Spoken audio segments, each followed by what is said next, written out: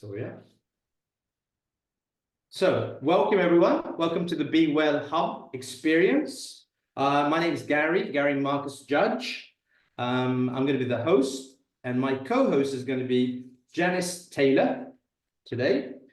Her details are in the chat, so if you want to pick it up, you can pick it up from the chat there. Today's title of the meeting is Uncovering the Science of Emotional Pain.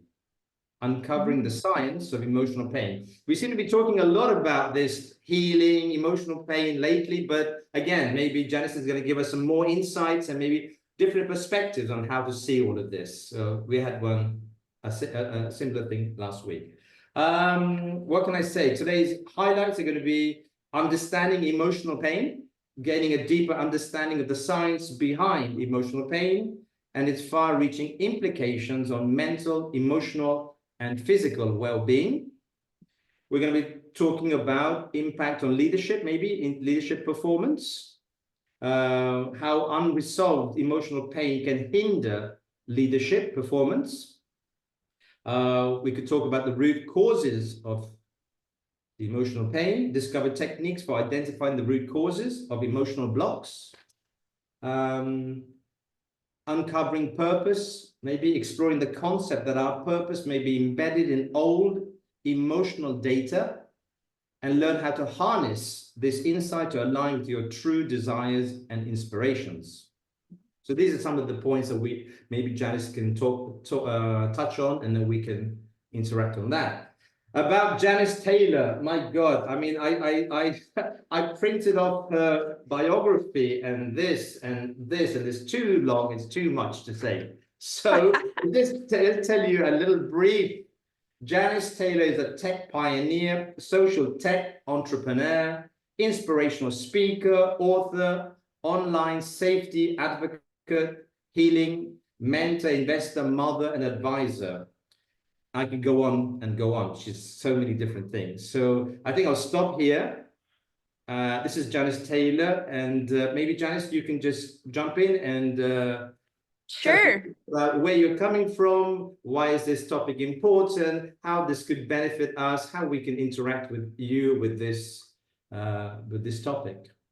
Okay, well, thank you for having me this morning. It is the morning here in beautiful British Columbia, and I love doing these things. So I always have had a philosophy that is like, as soon as someone asks you who's doing something in this way, like you are, Gary, just giving back and having conversations, it's always an immediate yes. It's just, yes, what do you want me to talk about? So I'm so grateful that you're going to take this time, all of you, for your day to be with us here. And I will give a little bit and some information, but I really will be looking forward to a conversation about this topic. I think it's important. I'll give you a little bit of my background and how I came to studying the science of emotional pain the last 30 years. But since we already started a lively discussion on Moose Jaw, Saskatchewan, I have to give ode to my deep prairie roots in the middle of Saskatchewan, which is probably a lot like the middle of America in so many different ways. Saskatchewan, for those people that don't know, I grew up 5 hours north of Minot, North Dakota.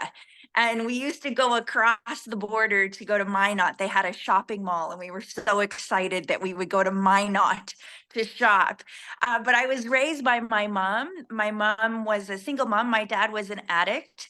And so in the 80s, in Saskatchewan, and particularly in Canada, it was still where communities were very vibrant. In Saskatchewan, if you didn't know your neighbor, someone could die from being frozen to death. So you would stare at the chimneys and make sure steam was coming out, because then you knew that the furnace was on. So the concept of community was just very, very vibrant. And I was literally raised by the village in Saskatchewan, because everybody knew my mom worked, and my mom worked 3 jobs, and so everyone would check in on me. But it was also during that time period that AA and Al-Anon became a very well-known thing in the 80s across the world. They started to open chapters everywhere. And my mom, who was a piano teacher, she would go to the church to teach piano, and they would have an Alateen. So that was for teenagers that had parents who were alcoholics, that you could go to. And I started to sit in these meetings as young as 8 years old. And so by the time I was 13, I was very smart, and everybody knew my life story because it was rare in the 80s. And that was just sort of the first generation of latchkey kids. And they put me into addiction programs to prevent me from becoming an addict. They had this philosophy that was very widespread that 85% of children of alcoholics and addicts had a chance to become one as well. And that was really in the vernacular. That's what they said would happen. And being Canadians, they're like, what do we do? So, they wanted to prevent this happening. So it was a really good intention. And that led to me really starting to question this concept of the trauma that I had faced as a child. And by the time I graduated from high school, I went into psychology.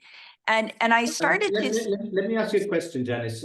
Was that a yeah, trauma? Was that a trauma because you hadn't you? What was the trauma? The trauma was being in that environment. Was that the trauma? yeah. Well, I think the fact that many people knew, like if I went to my father's house, it was basically like a squatter house. So it was everybody doing drugs and alcohol. And I was exposed to that at 8. Okay. And by the time I was, 9, 10 years old, I was drinking fairly heavily. Um, and everybody knew we had no food and I had no supervision. And my mom had worked so much that I really was sort of this child by myself in the neighborhood.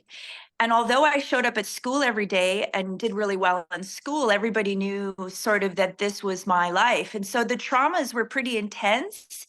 I saw a lot of violence. I saw a lot of things I think that children shouldn't see. But in those days, they had this real sort of strong foothold that addiction was a disease, and it was genetic. It was a concept that could be passed down to you. And I thought that was, even as a sort of precocious child, I was like, this is a really interesting life sentence. And I suppose there was the rebel in me, being a Gen Xer, that was sort of like, well, I don't think that applies to me, but I'm not sure why. So I sort of, Yeah, I think I rejected it.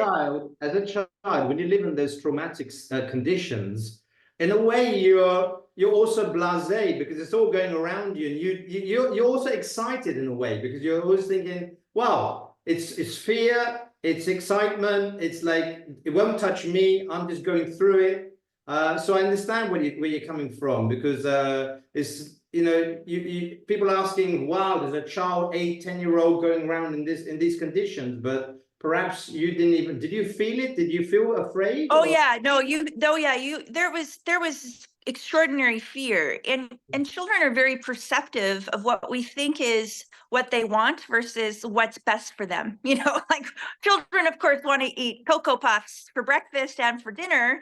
And they would love to do that. But at the end of the day, it also doesn't help nurture them. And this comes down to the study and the psychology. And one other thing I'll say about that is that we are in a culture where we think we need to measure trauma. And the thing that is probably the most misnomer of studying emotional trauma is there is no measurement to it. There isn't a degree of trauma. It's not saying, oh, this is more severe, because some people that have had fully formed parents and fully formed nuclear lives can experience a certain amount of the break in the spirit. And so, unfortunately, what happens culturally from a sociological perspective is we end up measuring it as though, well, that trauma is not as bad as ours. So you're not allowed to feel that emotion that you have about that. And so then children are So conditioned. what would that do for us, Janice, if we knew the measurement of a trauma? Like from 1 to 10, Nothing. was it 1? Is it 2? Is it 5? Is it 10? No, there is no measurement to it, actually, because each individual in their individual psyche, a light trauma for a sensitive, empathic child could be as much as someone just dad working all the time. Yeah. That can be just as much of a trauma as me getting alcohol poured down my throat as an 8-year-old because people thought it was funny to see a child drunk. So Yeah. it doesn't, the thing that we've misunderstood, and we still to this day misunderstand about trauma, is that concept that it's not really something to measure. All we have to say is that it happened, and then how do we heal it? That's really all us as a culture, as a society of people, need to acknowledge. Now, I will say, Yeah. I didn't have my families that, like, I'm telling you, from the Ukrainians to the Germans to the Polish, they fed me pierogies and cabbage rolls and everything possible and smoked sausage. Then I'd go to another family from Jamaica and they're like, does it ever warm up? I'm like, never. And they're like, what did we move to? I had families really from all over the world. A First Nations Indigenous family, a Cree family, was a central part of my life.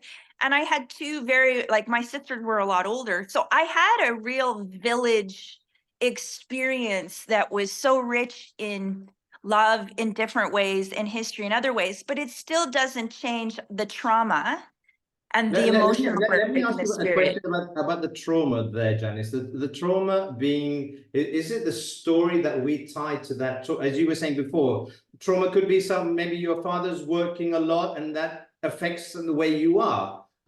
Being in an environment where people are drinking and taking drugs affects the way you are. Being in poverty, is it the story that we tie to this? No, actually. So this is what my study became, and this is why I'm currently at Harvard writing this thesis, is the fact that we used to think that it's just a story, but it's actually a system. Every single human being is born with an emotional system at birth. We are born with an emotional faculty, and we actually know that children, babies, come into the world with the expectation to be loved, and they come into the world now based on research, relational from their first breath. They're already in relationship before they are even detached from the umbilical cord. Now, we used to think in traditional science that they were a blank slate, that children, we formed them.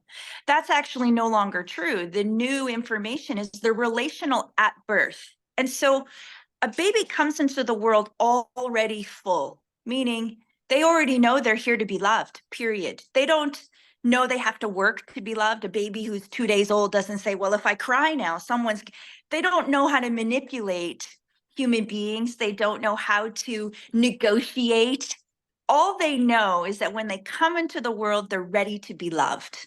And so if you take that as a fact, well, what happens when there's a break in the spirit? I'll just say it's a break, because the break, or what we call the big P, is where there's two sides to a human being, your ego side and your soul side. Essentially, it turns on the ego side of your life that starts to create a concept, even before language or before you can walk, that the world is something to be afraid of. So they turn away from the natural state, I'm here to be loved, into the state of, wow, this is not what I thought I was signing up for. Like the humans, and that pervasive, and it's pervasive, starts the moment that there is the big P. So when a child experiences pain from the very people that are here to love them, to give them, in Maslow's hierarchy of needs, love and belonging and safety and protection, when there's a break and a thorn in any part of that, it then kicks in what we call the emotional pain system. And that system is what actually separates people from their true self. It separates them in their duality. It separates them from their ability to actually see that this life is actually about love. And so that is the more important part of the study. And so that took 30 years for me to design the system, to figure out the system, and then to design a process to heal the system. And so there is things in our very nature as human beings that every human being has. Doesn't matter the country, the color of the skin, the gender, the religion, doesn't matter any of that. This emotional system is the one thing that we have all exactly the same. And what's interesting about that is our mental constructs, our brains are all different. We all think differently. We have different stuff we ram into our head. We have different experiences. But the emotional system is actually very steady and very much the same and very predictive in everyone's experience. And that's why I get away from dissecting really the concept of measuring pain. And you can't measure pain. You can't measure trauma. And we as a society have to get away from that. Maybe you can compare trauma, right? Maybe measuring in that sense, comparing it with another trauma or with another set of pain. Yeah. Let's take a question, Janice, for a minute. Yeah. Steve got his So, hand up. Steve? so my question is, it's amazing that you've come up with this, and the reason I say that is because, with my own journey into, I guess, self-awareness is what you would call it, but it came from adversity.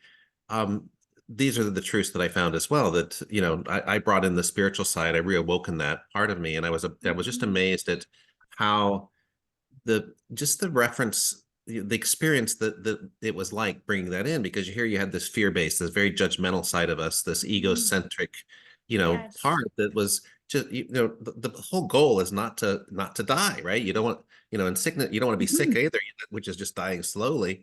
So what I found is, when I got into this cognitive loop where it was ramping up my emotions, and it put me on this downward spiral of human experience, I just stepped away, and I brought in, I in effect fired my ego, and I said, you know what, I'm not gonna, Yes. I can't live like this. It's just, I can't Mhm. be in this fear. And I brought in that spiritual side, and one of the manifestations of this ego side was a very critical voice of saying, this concept that you're not good enough, that you're going to fail, that all of these different things. Mhm. And what I was amazed by is that the spiritual side, I was expecting resistance from that egoic center, and there was none. It was like, like washing the hands. In effect, I fired the ego, Mhm. and when the spiritual side came in, I was expecting a resistance, and it's like, it was more like, well, thank God, because this is just too much for me. And Mhm. when the spiritual side took over, there was no judgment. It was like there was Mhm. zero judgments, complete True. acceptance. So what I found is that we all of us have this need. We have this need for community. We have this need for significance. We have this need for purpose.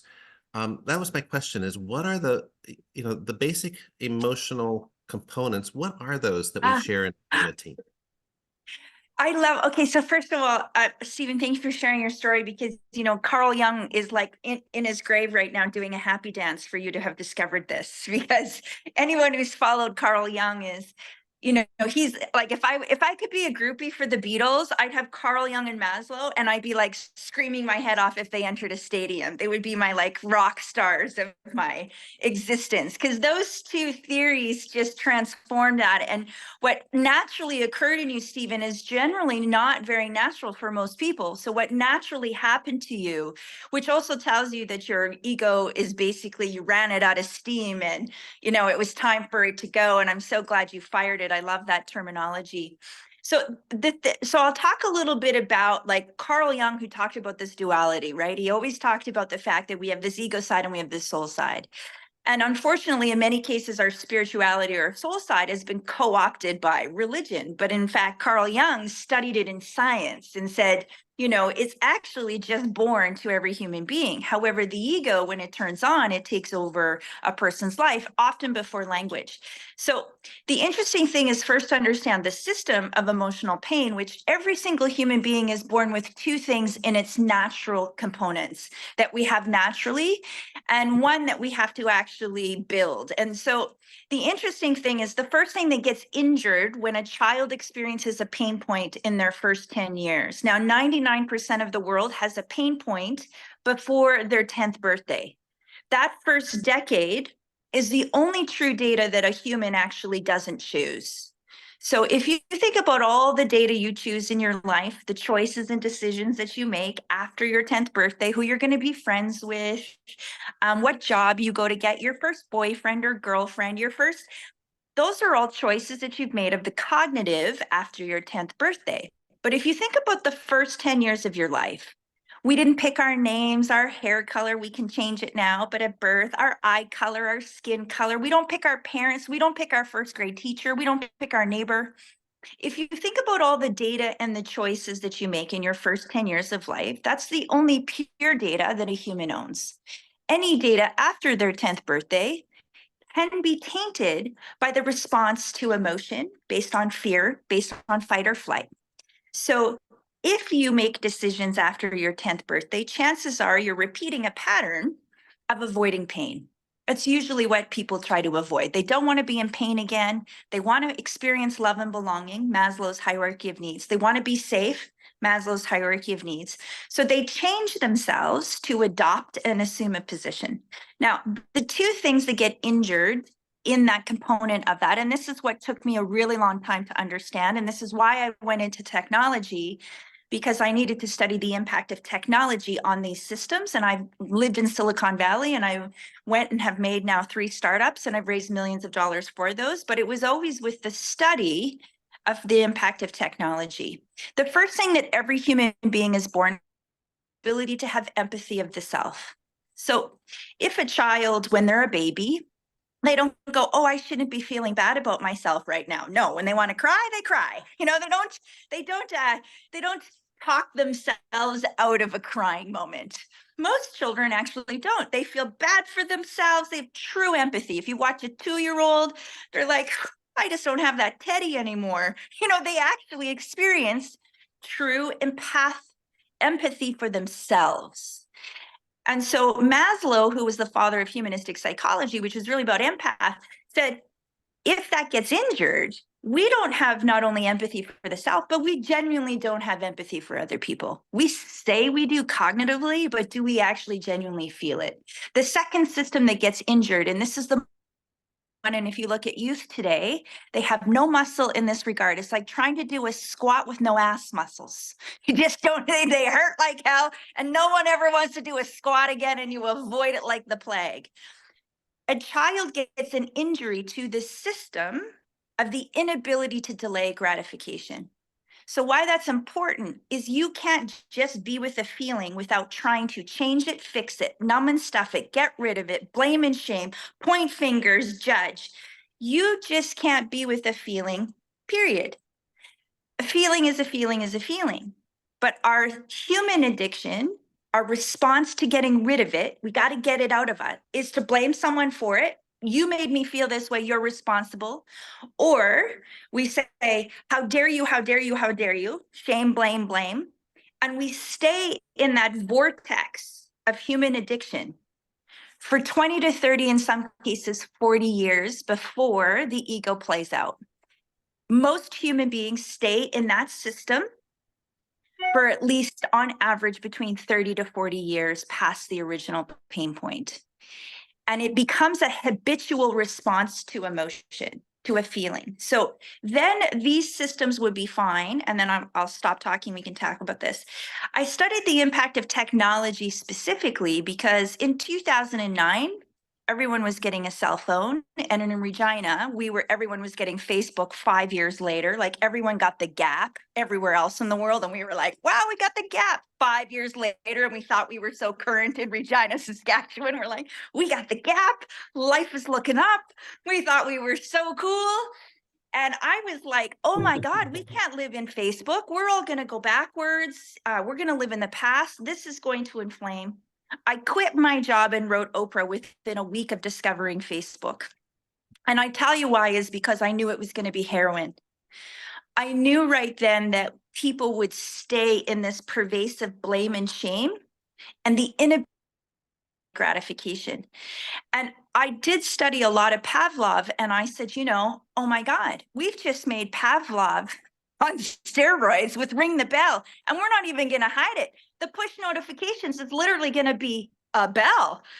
Now, in the system of that is there's nowhere in the world now where a human has to delay gratification. We get instant food, we get instant chatter, we get instant, I don't have to feel anything. I get to instantly blame and shame. I get to instantly order my food to my house. I get to instantly binge watch everything I want. I get to instantly, billions of times a day, trillions of times a day. So that muscle to heal the inability to delay gratification, which is the ability to just be with a feeling, period. No story, no blame and shame, no triangulation, no human addiction. We don't have the ability. So the ego gets to run amok. The ego gets to run amok all over everybody's life because no one can just be with a feeling without being, how dare you? Now you're hitting against my identity and now you're threatening my existence. And so all we've done is become completely high. So this is a concept of high that we don't inject and we don't drink. But we're now nonsensical because we've lost so much of that muscle, that inner muscle that we need to have in order to be functioning human adults. And unfortunately, then people don't adult. So emotionally, the world averages between 6 and 8 years old emotionally. 99% of the world has unresolved emotional pain. And they stay between emotional ages between 4 to 8 years old. Normal distribution curve, 64% of the world is between 4 and 8. About 20% of the world is between 2 and 4. Some are between 0 and 2. Go to an airport, you'll see a 2-year-old. How dare you? And he's like 75. And you're like, how's this possible?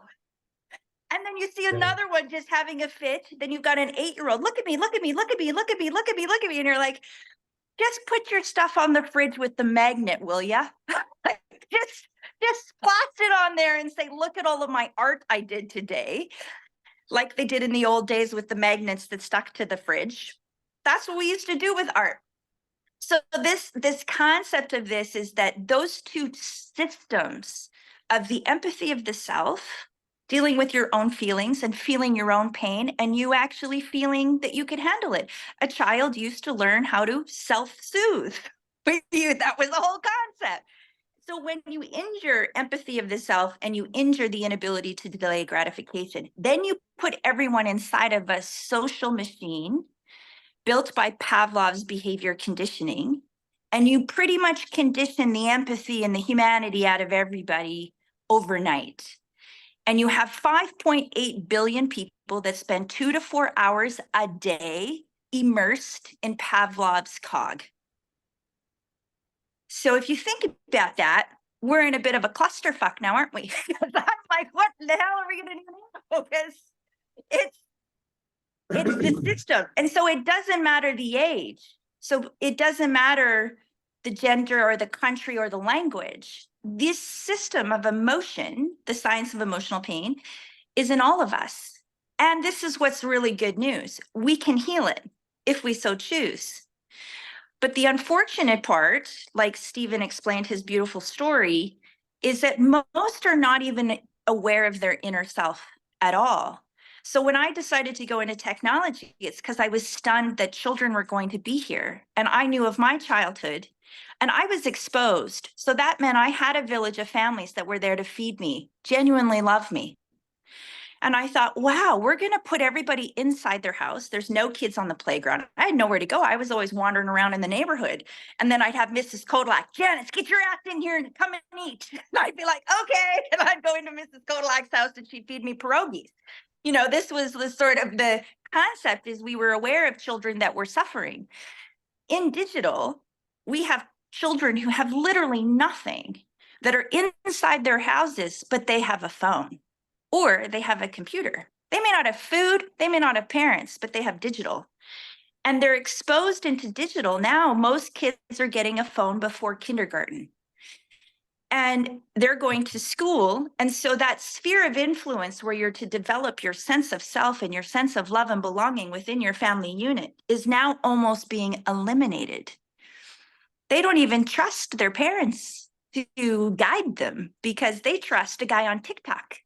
They don't trust at all. So when you break those bonds of that foundation in Maslow's hierarchy of needs, that's why I say 99% of the world has emotional pain, because you actually need that sphere of influence and that emotional construct till your 25th birthday, because the emotional brain doesn't stop developing until you're 25. But what we have is not children that are adulting emotionally normally. We have humans that are staying between 0 and 10 emotionally, and they're staying there for 30 or 40 years.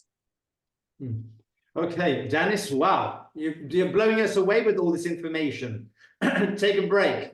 Let's get our thoughts back. Has anyone got a question? Instant gratification, empathy for self. Any thoughts on this? I don't know, Marie. I don't know. Well, I have a few comments. First of all, it sounds like we're going backwards. Based on that, it's kind of very discouraging. I'm sorry. But that's okay. You know, that's okay. So I want to hear your comments on how we move forward, because it really does. It feels really heavy. I mean, I'm really good at feeling my feelings, and it feels like, wow, I'm really glad I didn't have children. So, where are you, Marie, between 1 and 10 in the emotional scale here? We're talking about right now, just hearing that and hearing what we've done to our children and hearing what's gone, there's a good heavy 7 of like, ugh, you know, this sucks, right? And but I'm also aware of my own feelings and my own how I work with my breath, that that's what we have to do, is feel. If we don't feel, then we aren't going to go anywhere. So I'm truly glad that I know how to feel, but I'm just wondering, how are we going to help these children? Yeah. That's where my like, oh, this sucks is that's the feeling that I'm feeling there. But I also am curious about your idea of the ancestral trauma that I believe we also bring into our birth. We have trauma at birth, and we bring in ancestral trauma. So not only are we dealing with children that are traumatized in their homes, but what about, I'm curious about, how do you feel about bringing in that ancestral trauma and just the trauma of birth? Because as a breath worker, we are also working with that birth trauma and those emotions and those feelings, and the ability to feel your feelings without judgment, without blame, without attachment. Okay, so well, I guess don't answer that, Janice. Don't answer that. I won't. Yeah. Hold that space, because Okay. I think Steve, Steve, you had something you were gonna. Oh no, it's all right. It's all right. Okay. I'll put it in the chat. It was just this idea that you know, when we park our ego, it's like when somebody else's ego knocks on the door, it's like our ego will just like jump up and say hello. My daughter always used to laugh at me because she goes, Dad, you can be you know, the spiritual guru because you live by yourself. Try living with people. Yeah. Yes. Definitely. Well said. Yeah. David, Well said. David, you've got a thought there. You're on mute, David. You're on mute.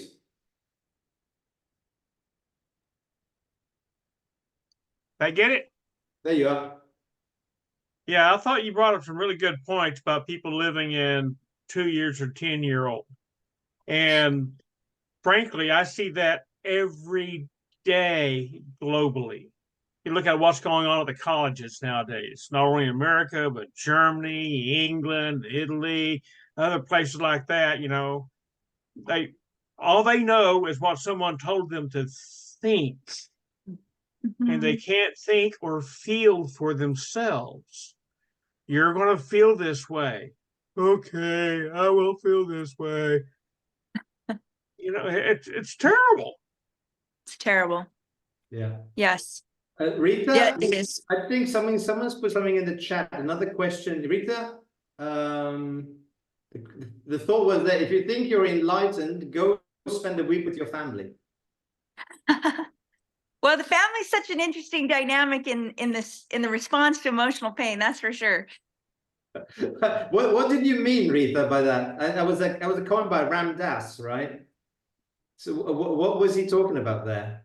Well, my interpretation of that is sort of what Stephen's children had said. It's the ego maybe can lie dormant, you know, for a while, but it will be triggered often when we're with the people that installed the buttons to begin with.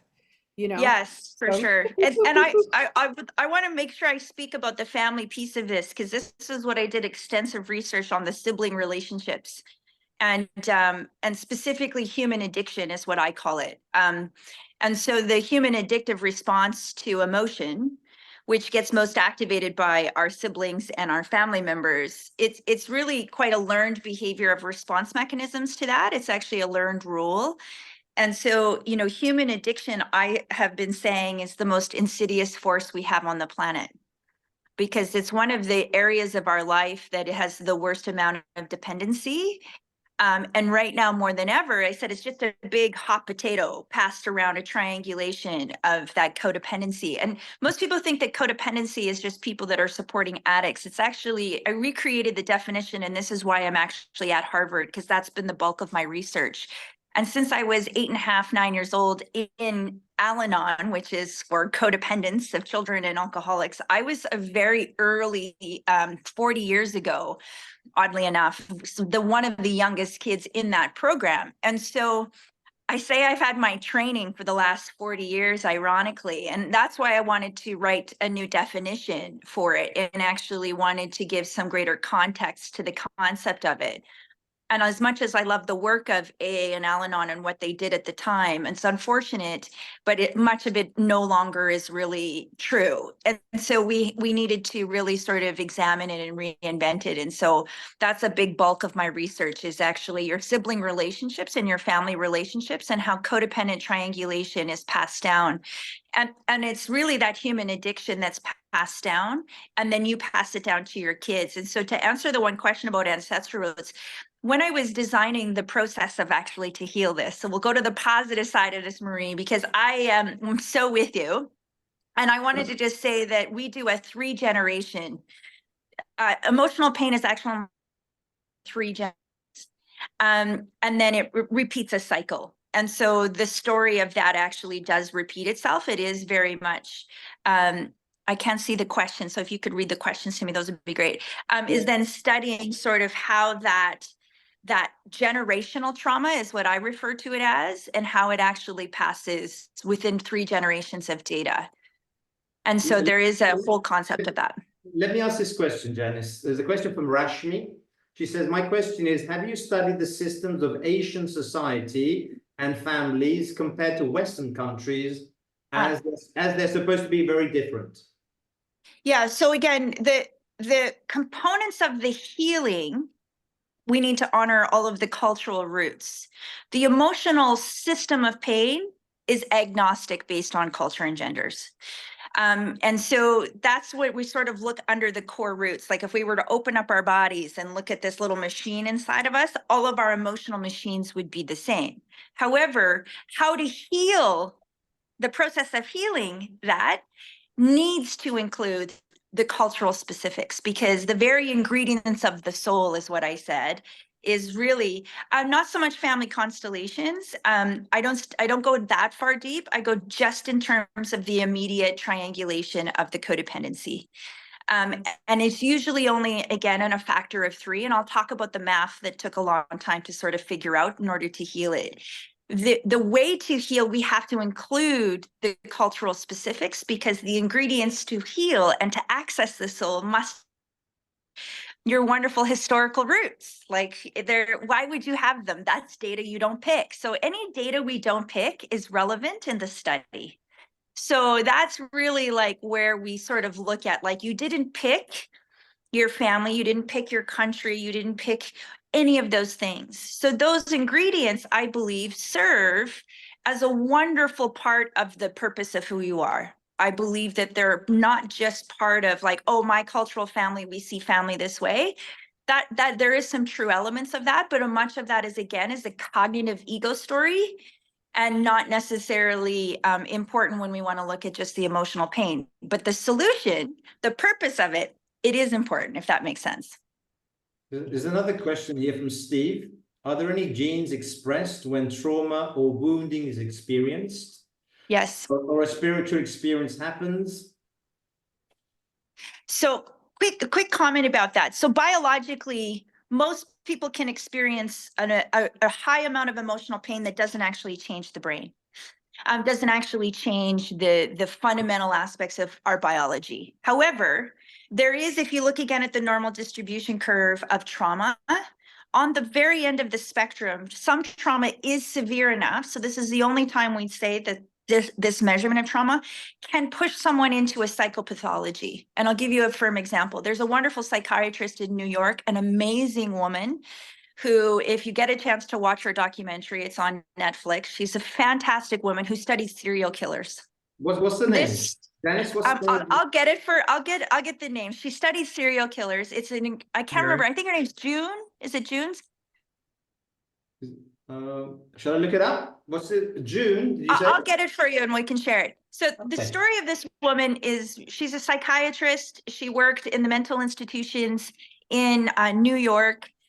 She ended up becoming also often a witness for the defense with serial killers. And so people clutching our pearls, how dare she provide an explanation why a serial killer will become a serial killer? Essentially, she studied their actual brain scans. And when she studied their brain scans, she saw that there was so much damage to the brains of most of the serial killers that she encountered, that the brain damage from childhood caused them to become narcissistic sociopathic.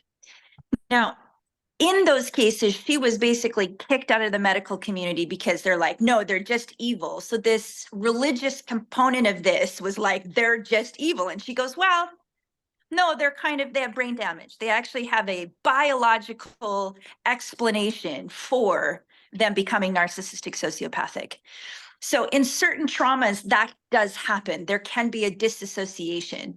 And then again, but the psychopathology of that is rare. It's actually very small. I studied everyone in the middle.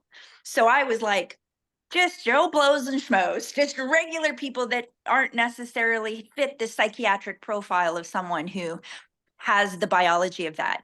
I think our logic and our brains want to give it so many other reasons and explanations. I'm from the prairies. I'm like, let's just get into the basics. Like, what's just this basic things that we can tackle in the science of emotional pain, because our ego wants to layer on all this wonderful stinking thinking knowledge.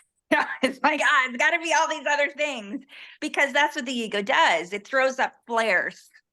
It's got, look at all of this other stuff so that you can stop to actually just take the inner walks. So that's why I don't overcomplicate the emotional system. It's just, this is what happens, here it is, and then how do we heal it? And that became the last 15 years I wrote the process to heal it. And so writing the process to heal it was a journey. Marie, you had a question, didn't you? How can we go forward was the question. Yes. I don't know, we're coming 10 minutes to the end of before we close up. So Janice, if you want to take 5 minutes and maybe tell us how we can move forward from here. Yes. So one of the things was, so I first had to write a theory on the emotional pain, which I looked across all the major schools of thought and I wrote a theory, and that's called ahava. Ahava is the Hebrew word to give love. So that's why I called it ahava. So it wasn't enough. Again, I'm like, well, if I have this soul in the duality buried underneath this concrete of pain and belief structures and defense mechanisms, and I have this injury, how do I access it? Like, I'm like, okay, now that I know, I'm like, give me the map. I'm like, just, X marks the spot and like, give me the map. So if you think about human addiction and triangulation, and if you think about Carl Jung's duality, everything that exists on the one side of our life must also have its counter opposite. So whatever we believe is painful and we remember it as painful, it must also contain its opposite. We're really AA batteries. Humans are just a whole bunch of AA batteries. We're like, we got one side and we got the other side. So when I decided to examine the data of before the 10th years, I said, well, what if we took this exact same data that a person has now, saw through the lens of their ego and their pain? Could this exact same data be plotted on our soul side, and would it say something else? Would it tell us a GPS? Would it tell us the coordinates to the soul? Would it tell us our calling? Would it tell us what I'm supposed to do with my life? What if I looked at all of this beautiful data and a completely different lens? What if one data point actually has 20 different other potential combinations? And I'll give you an example. I wanted to write the golden triangle data to counteract the impact of human addiction, sibling relationships, that codependent triangulation, that role that you play. And I used the game of baseball. Nothing is better in the world than a wonderful game of baseball. I'm like, God must have made baseball because it's loaded with wonderful math. And I thought, if I took all of this data, could I find combinations of threes? Could I see myself in 9 innings of baseball? And if I'm 1/3 here, am I 1/3 my mother and my father? And they are also 1/3 of their mother and their father. And how far back do I go looking at the pattern of behavior? And the pattern of data is very simplistic and also very repetitive. And it's always trying to get our attention. So I thought, well, if humans have this data from the first 10 years of life, does it repeat every decade? And if this data exists in the first 10 years of life, what does it say? And so that became the study of the last 15 years. I So then figured it the date of the first 10 years can't tells be you everything you need to know. exactly. Just- It can't be repeated. No, it is repeated. The pain is the only thing that's repeated, and the purpose is always trying, and the soul is always trying to get the same thing. So you change your cast of characters, you then get friends and husbands and kids, but they're really friends and husbands and kids are really your mother, father, and your siblings. So you actually do repeat it. But because we're so wired into getting rid of the pain, meaning we have tunnel vision to the pain, we miss all of the other data that is actually the data of the soul, that is actually the data that tells you what you're supposed to do with your life. And so I then built that core math on that, on the entire concept of the hero's journey with Joseph Campbell. I thought, what a great cadence of time. If Star Wars can use this cadence and make every Marvel movie using this cadence, certainly it's got to work for a healing journey. So I refactored and altered the 12 steps of the hero's journey, and then I created a healing story on top of it. And through that process, was able to test it whether anybody skipped a step. So I've had 2,000 people in the test. No one skips. No one skips. Even the most enlightened say, I'll be just after one. And I always giggle. I'm like, no, you won't. Because no one skips. No one skips. The other thing is we're able to actually remove ourselves from our human addiction permanently. We're able to heal the core root permanently when they move through the steps, and they're able to live within the soul permanently. This isn't reading Akashic records. This isn't me saying I'm a medium. This isn't psychic. This is just straight math. And I used algebra and old-fashioned repeating numbers of math and data points for it to actually come forward and to be true. And then I factored in how your gift and how your calling is embedded in the soul. And so knowing that you come into the world with this calling in the soul, I was like, great, now how do I access it? And what is it? And so writing those 12 steps became the last 15 years of study, and we have about a 95% success rate. So everyone can't wait to get to the next step. They don't want to skip. They're like, okay, what's number 4? Give me number 4. And fascinating is that the thing that I had to create the most was an actual scientific way to access the data that you own so that the person could have this X marks the spot on the map. So if you go like, you start at the X, you start at the big P, and then you continue for the 12 steps all the way around the moon, so that by the time you're finished, you have tamed your ego beast, you have removed yourself from human addiction and dependency, you have healed your core root, you have repaired your empathic ways, and you have brought your delay gratification to a muscle that is wonderful and exciting, and you live your life knowing that it's an exchange of gifts.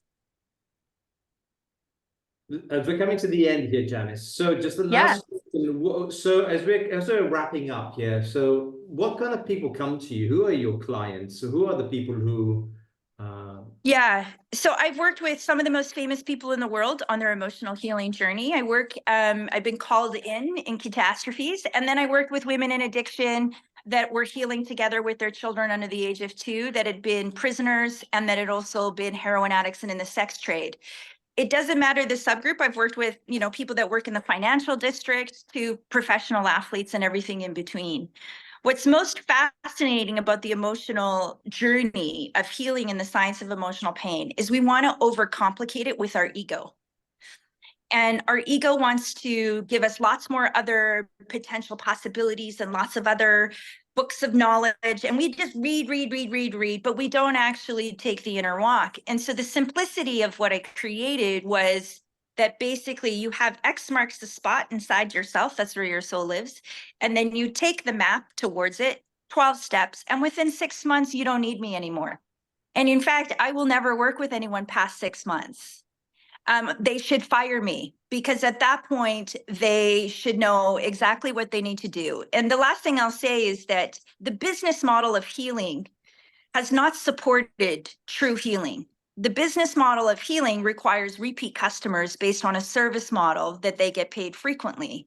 And this is where the true innovation needs to come in. And this is why I'm in technology, is because humans don't really need other humans to heal. Apart from the first 6 months, you need a guide. After that, you run yourself the risk of actually forming another dependency, meaning you take all that emotional pain onto this person, which means you're not taking the mastery that you need to have and the autonomy you need to have. And client-centered therapy is the most successful therapy in the world, yet no one practices it. So that's sort of something to think about. Like, client-centered therapy and becoming an empowered human being, yes, is the 12 stages of healing, absolutely, is really where we can go. And this is why I'm excited about the science of emotional pain. We have to understand the science first, and we need to not overcomplicate it, and we need to teach it to kids. This is emotional fitness. We need to teach it to parents. We need to teach it and teach it and teach it until we're like barfed it out of teaching it, because we really don't understand the true science of emotional pain. We still want it to be a mental construct, and it's not. Well, listen, Janice, thank you. Loads of My information. pleasure. Love your energy. You've brought a lot of good value to the hour spent together. David, thank you. Marie, we're going to be talking to you next week about breath work. What was the title again? Breath work. What was it you said? I was thinking about taking the work out of breath work.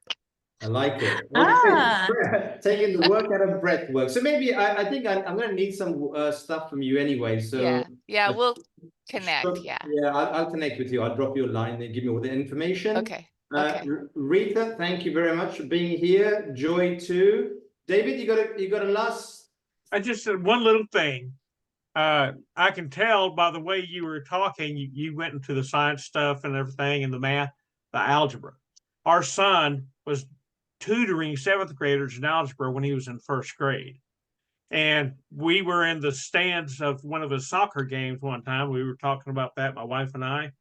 And somebody behind us goes, I don't like algebra. I still don't know what X equals. That's awesome sauce. Just want to leave you with a little pause. That's so great. There's the last message here on the chat. Let me read that before we go. From Joy, saying, I was trying to overcome fear of death at some point, and honestly, everyone tried their best, and I had people I would reach out to anytime I felt low, but I realized it wasn't helping. I asked myself, if these people aren't here, will I survive? So this was a message. Yes. Joy. Anyway, I'm left with a question. How do I want to say this?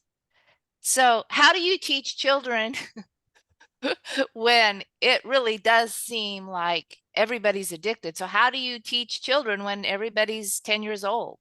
How do we get to that place where we're actually able to be adults ourselves and teach those children? It's going to be a seismic shift of moving away from everything being mental health and mental illness to just talking about emotional health. That's like the first step. We have to stop putting everything into a diagnostic bucket of anything that is uncomfortable. But that's also going to require a cultural shift. It's going to require a policy shift. It's going to require all of that. But children, and if we can even just teach teachers to just have a feeling, period. It's just a feeling. And to start to become aware of the inner self with that is really the first step. The second part of that step is really just having them just be with their feelings without this, I got to blame and shit, and that's really like the number one thing. And we have to give more time away from devices where kids can actually just be with their feelings and actually start to be curious about themselves. Okay. Yeah, I think also the Yeah. word illness, I mean, emotional illness always, it's a negative connotation, you know, it's like, why emotional illness? I mean, it's dealing with emotions. Yeah, it's just feelings. 99% of everything that we feel is just a feeling. And Yeah. that's what we do in breath work is you feel your feelings, you do not judge them, you do not resist them, you Yep. allow them. So, well, Yeah. I'm already there starting this. I was just curious how Yeah. how the 10-year-olds in us, you know, I've Yeah. already started doing Well, that in my own It's way. the terrible, But, yeah. it's the 5-year-old. terrible two, it's the terrible 2s and 3s are really just, Yeah. you know, especially if they start being in charge of policy, that's really tough. Yeah. Then you're like, oh God. I like the image you gave of the terrible 2s that we see them at the airport, you know, just losing it because they can't get what they want. I think the next time I'm at the airport, I'm going to be looking for those kind of people and say, oh, look at that, he's a terrible I'm 2. telling you want to know the emotional agency at all at one time? Go to the airport. And I'll be like, Yeah. 2, 4, 6. My kid's always laughing at me. She's like, Mom, stop psychoanalyzing people. I'm like, not, but I'm like, look, I'm like, definitely 3. All right, listen, we're going to go. We're going to wrap up. Thank you very much. Bye, everyone. I'm going to put this on the YouTube channel. So if you want to watch it again, you want to share it. Okay. Over there. Next week, we'll have Marie talk about breath work. And I hope to see you all again soon. Keep in touch. Bye, everyone. Thanks for having Okay. me. Thanks, Bye. Jen. Thank you. Bye-bye. Bye, everyone.